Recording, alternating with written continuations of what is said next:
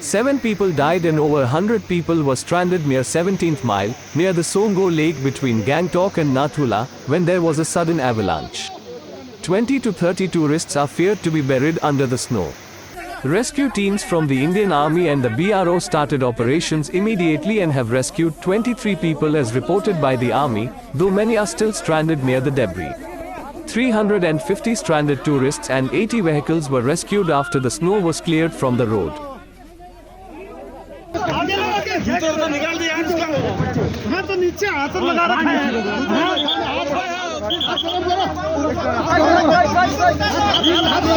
ऐसा कर